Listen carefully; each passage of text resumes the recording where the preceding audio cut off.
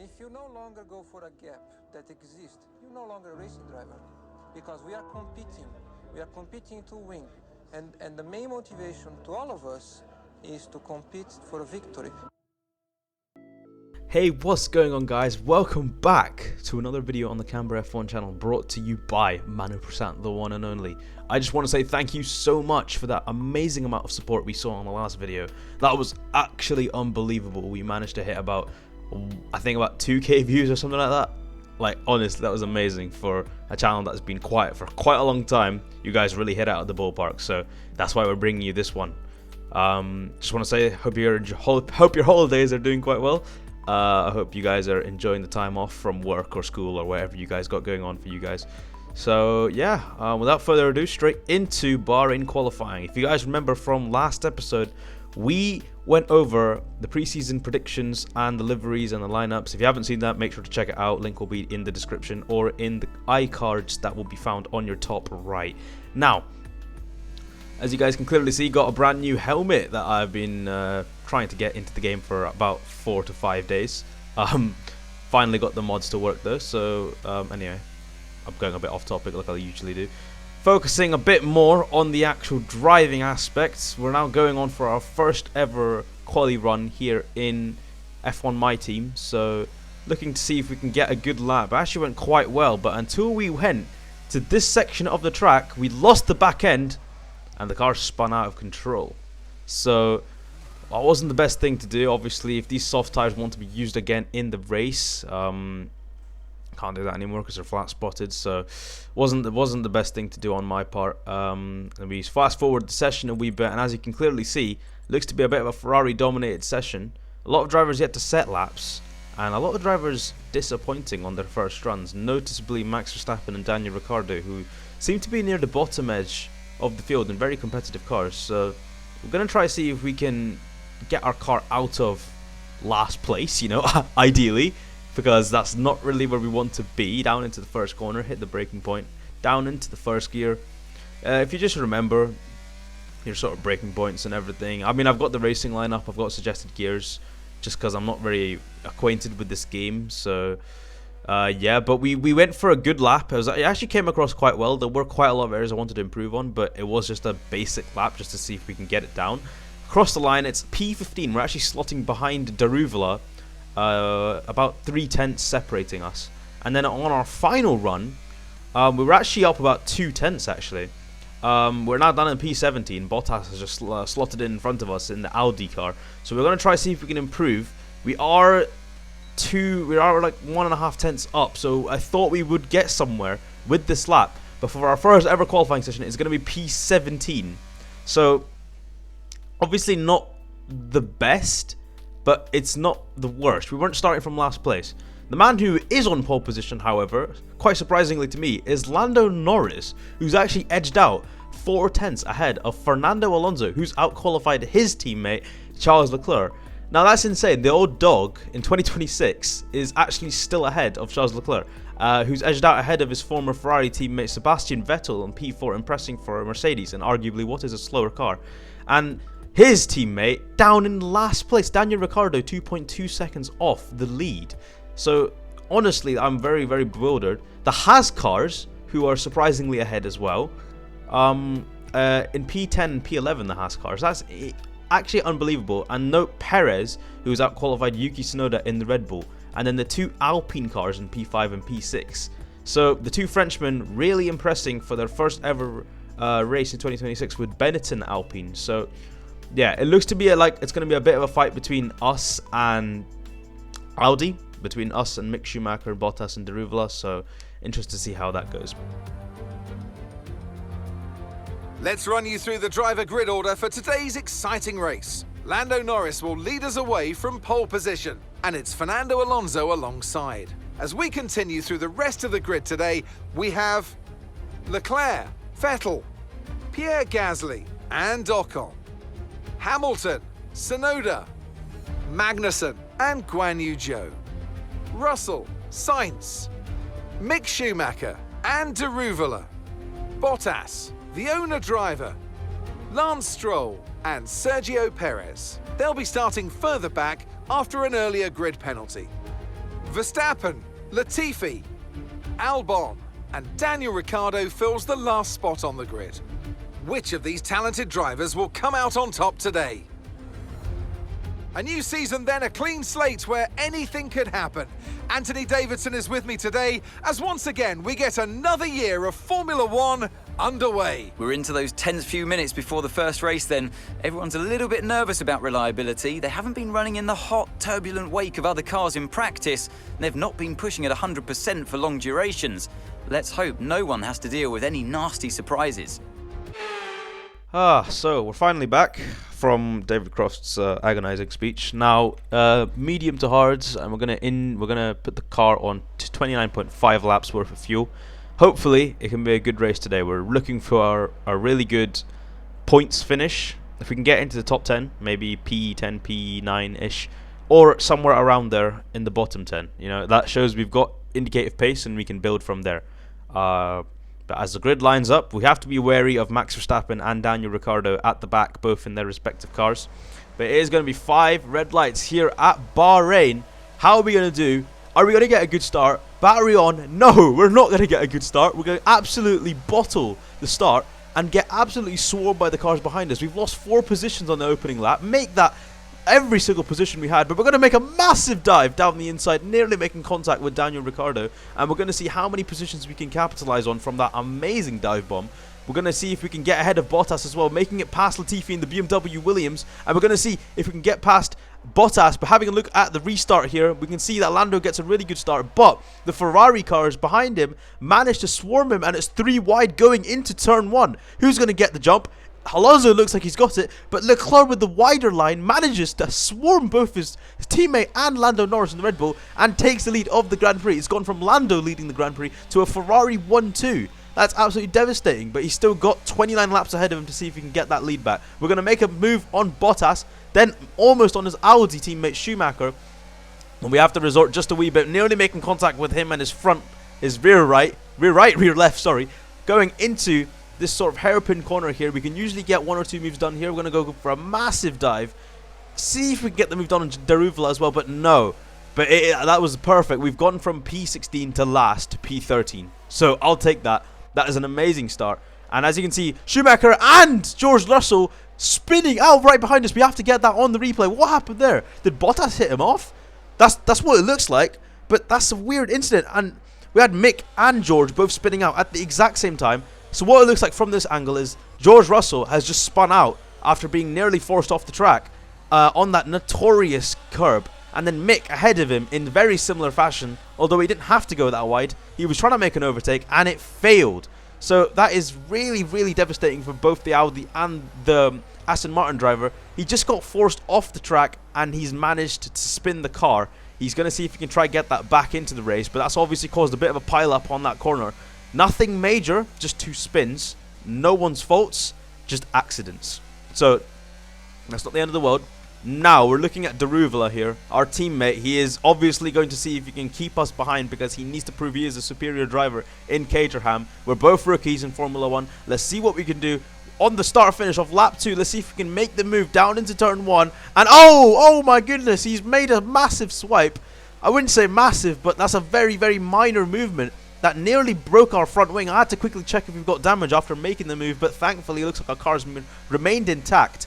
But goodness me, that could have been devastating if I just had a few more horses going into the back of his tyre there.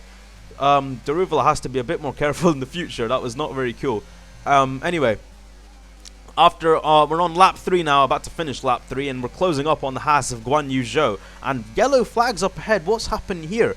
As we see a car slowing down. It's Tsunoda! And I didn't even notice what was happening. We get an illegal overtake, and then as I slow down to give the position back, the warning goes away. I was a bit confused, but I was going to take that, you know. I just reacted, you know. But as we can see here, on Yuki Tsunoda's on board, it looks to be a puncture on the rear tire. So that is devastating for the Japanese driver in his first race for Red Bull. In P5 he was, and now he's lost the places.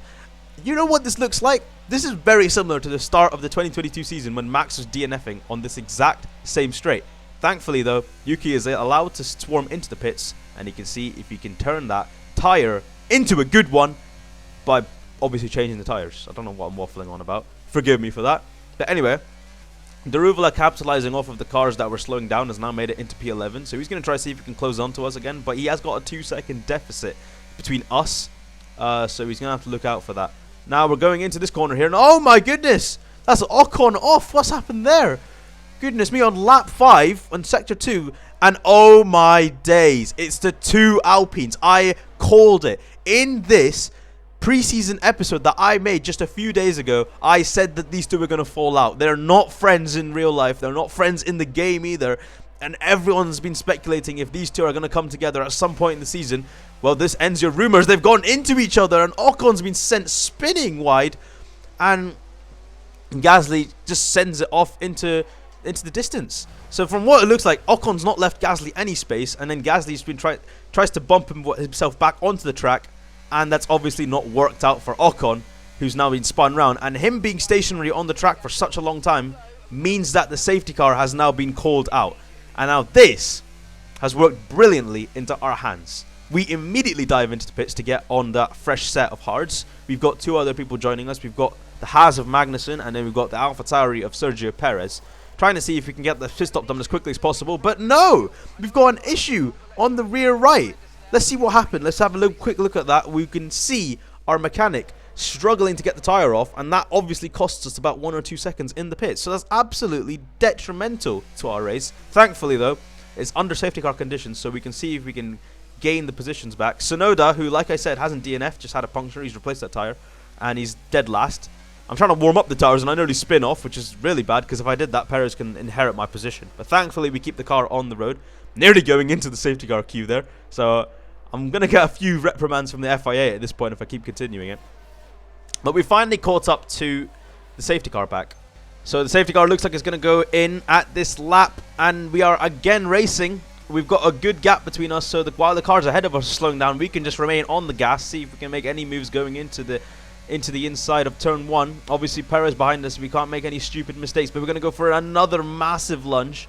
See if we can make any positions. It looks like we can't. We're just going to have to remain patient. Sonoda on our outside. Let's see if we can do the switchback on him. No, we didn't get the orientation of the car right in time, but we're going to go swoop around the outside again. We're not giving up on this guy. We need to make positions now before it's too late. And we're going to go just a wee bit on the outside, squirming and just shoving the car around the outside. And that right there was 3 or 4 positions, I think, in one move. Let's have a replay of that, because honestly, that was amazing. Making the overtake on 1, 2, 3 cars in one corner. That was absolutely unbelievable. I was like giggling in my seat when I was doing that live. But anyway, we're going to see if we can go for another move on our favourite corner here, down the inside of George Russell. I thought we got the move done, but he's actually still there on the outside. So we're going to have to be really careful here. See if we can just outbrake him a wee bit. Just slowly put the car into that corner. He bumps us a wee bit. As expected, he's going to see if he can get ahead of us. He wants to be the superior green car, blah, blah, blah. Nah, mate. Caterham is goated. But he's going to come back through to see if he can make the move. But I think because he's on the outside, he's going to lose out. And we're going to take P16 away from him. This is honestly going amazing. We've only lost 3 positions after making that pit stop, technically. So we're back where we qualified. Let's see if we can make any moves. Ahead of us, though, we've got this massive pile of cars led by Verstappen in the Porsche McLaren. So a bit confused as to what's going on here, but we can obviously capitalize off of it because a lot of drivers are compromising their lines to see if they can get ahead. Magnussen, the Ryanair Haas, we're going to see if we can get ahead of him, and we're going to go through. We're also going to see if we can overtake Ricciardo, and we're also going to try to overtake Schumacher. Oh my days, lads, this is absolutely doing bits for us. These new hards are really working on the car. Schumacher is still holding on to us as we surf over that curb and see if we can keep the car going in a straight line.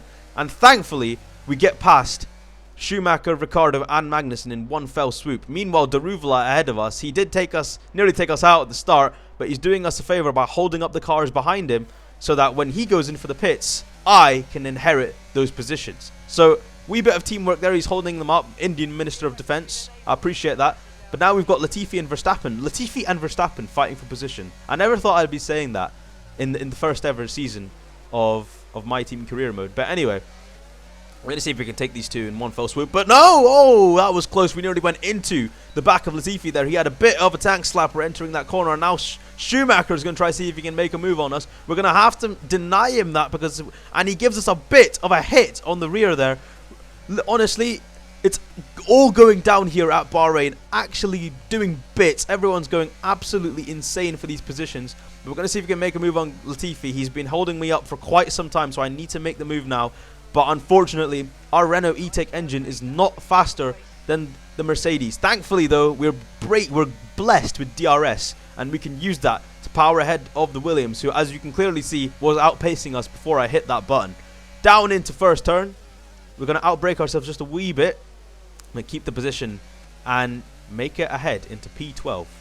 Ladies and gentlemen, this start is going absolutely amazing. Meanwhile, Daruvla doing bits ahead of us, holding up Hamilton. He's actually doing amazing.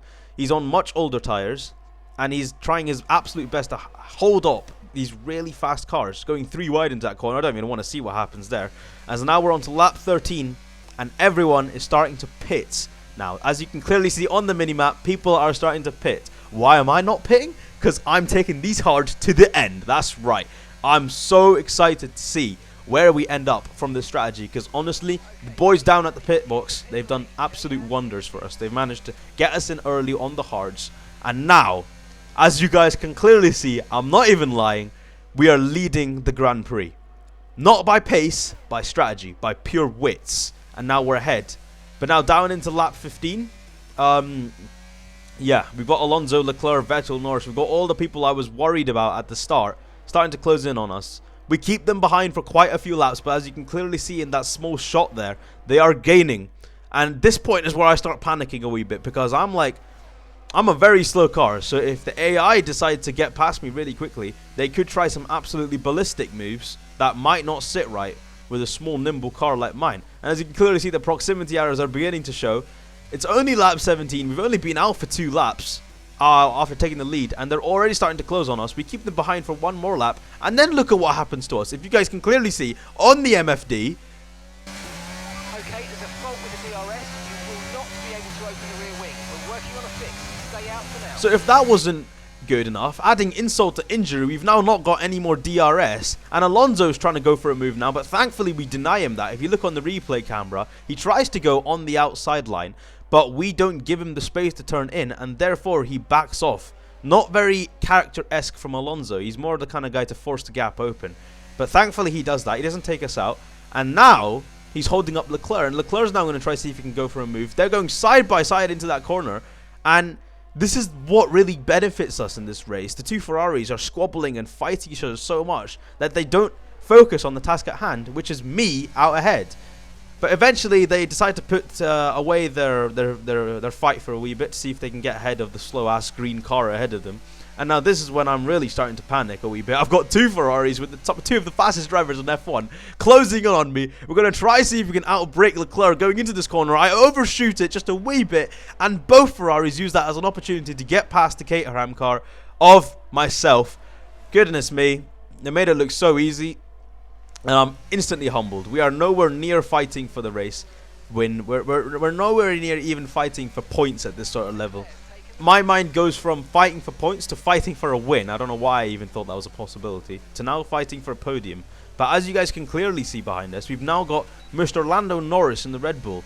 And as we finish lap 21, we're coming round, and as you can clearly see, he's closing on us so much, and the Ferrari cars ahead of us, who have distanced themselves so far ahead that we don't even think we're going to be able to see them ever again for the remainder of this race, as Lando powers past us in that Red Bull, just showing how fast of a car that is. We can't compete with him ever. I thought maybe we can even leech some DRS off of him, but this is the only time I do that. And then from there, he powers off. I never see him again. So goes to show we are in no place to be fighting for these positions. Vettel's now going to come for a move on us, but I start getting sick of this. I take a more defensive line, and Vettel goes a wee bit too wide there. He's trying to give us a wee bit too much space. I thought he might squeeze me a bit more, but maybe that was wise, because if he stuck with us on the same line there, he might have gone off. As you can see there, Vettel's gone a wee bit too wide. He's overshot it, and that gives us just one more lap to sort of, you know, breathe for a bit, because I don't even know what's going on, man. It's the strategy that's made us came here in the first place. But now Vettel's going to see if he can go for his signature fake, going for the inside and straight to the outside. And we're not going to compete with him. We cannot compete with him. Just as we gave up the positions for all the other drivers, we just have to give up this one as well. We can't fight these guys. Our fight is not with these people. And as you guys can clearly see, I'm trying my absolute best to stick with Vettel here, but because at the end of the day, you want to try race these guys. You know, I felt like we had the pace, but our tires were just falling off. And around this point is when you can start to see the car is really wanting to spin in a circle, and I'm having to wrestle it through the corners. And as you can see, Vettel is just inching away from us. Norris, on the other hand, is now caught up to the Ferraris, and I was thinking maybe he can do something about this. Maybe he can try and break that 1-2. But Leclerc is leading dominantly, leading Alonso onto a 1-2 finish here for Ferrari, just like real life, but with Sainz and Leclerc. And as you can see, my tires are beginning to fall off here. I'm not liking this at all. I'm really not. I'm like, my hands are shaking. I'm like, my head is starting to sweat in that. Like, it's not good. It's not good in the cockpit down at Caterham. It's it's like the car wants to like break itself into a million pieces every time I'm going into the corners. It's like the back end wants to get blown away by a gust of wind, and that is evident as we come into this corner here, and I just lose it. I lose it. That's it. The car's in a circle, and as you can see, the Benetton Alpine of Gasly flies past us on his onboard. He's gonna wonder why there's a massive smoke screen ahead of him. Yeah, it's just it. But we come round to the final lap. Charles Leclerc wins at Bahrain, just like real life. Starts off the season leading the championship, taking maximum points for Ferrari. Alonso with the fastest lap, I think. I don't know. No, Leclerc with the fastest lap, and Alonso coming in second. So 44 points for Ferrari overall. Norris rounding off the podium. Meanwhile, we're fighting off his teammate, Yuki Tsunoda, coming down into the final corner. We want to keep this P6. This will mean the absolute world to Caterham, a team that never scored any points in their existence until today. We scored P6, 8 points for Caterham F1 team. That, ladies and gentlemen, is an absolute masterclass and an amazing way to start off the season. Driver of the day as well. This couldn't have gone any better. Made the difference out there today. I feel like consistency was probably the key today. There's being quick, and then there's being quick lap after lap after lap. If you can do that, you can capitalise on other people's errors without making many of your own. And that's an approach that can push you a long way up the field. Win for a world-class team. Ferrari, do it again.